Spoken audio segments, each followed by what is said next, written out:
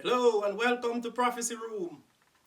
A few weeks ago, I shared several videos about my prophecies that have already come to pass. But before I can truly break down these fulfillments, the world needs to understand how this journey began. This story is the foundation of it all, so listen carefully. By the time I turned 10 years old, I was already the most educated person in my household. I had just started to understand life a little better, but mainly began questioning the poor circumstances of my family.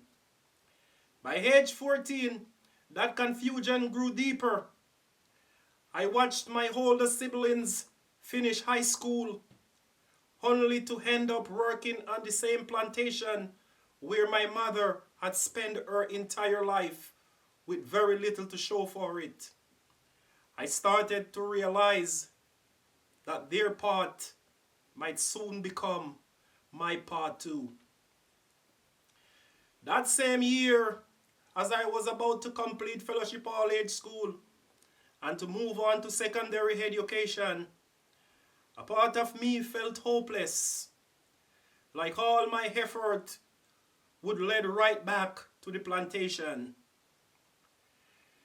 There weren't many people in my community to look up to or to guide me towards a better life.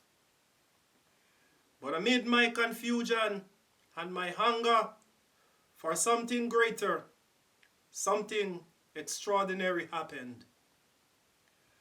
One night, I went to sleep and I was visited by a prophet of our time. In my dream, I was standing in front of my father's property when Marcus Mosiah Garvey appeared beside me. I shouted his name 3 times. Marcus, Marcus, Marcus, what are you doing here? I heard about you, but I don't know you. What happened? What happened? He looked at me and said, young man, I died young and I didn't get a chance to finish my mission on earth. Go to the library tomorrow and pick up Dr. So and so book. You'll find the full teaching of me there. Then he smiled and disappeared. But that wasn't the end.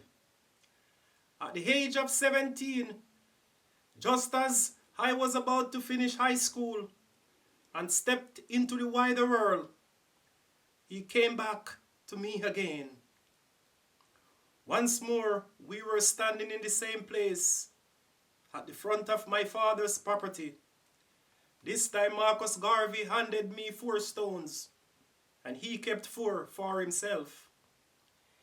He challenged me, threw these stones and hit some breadfruit from the tree. Every stone he threw hit his target perfectly, but every stone I threw flew straight towards the fruit until it reaches about 3 feet away and then suddenly turned off to the right. I looked at him and smiled. I said, I know why you're hitting all those fruits. It's because you're a great man. He smiled back, took 1 step to his right, placed his right arm around my shoulder, talked to me about the numbers. Then he said to me, one day you'll hit your fruits too. Then he disappeared. This, my friends, is the last video, the story that must be told before I begin explaining my prophecy. Thank you. God bless you.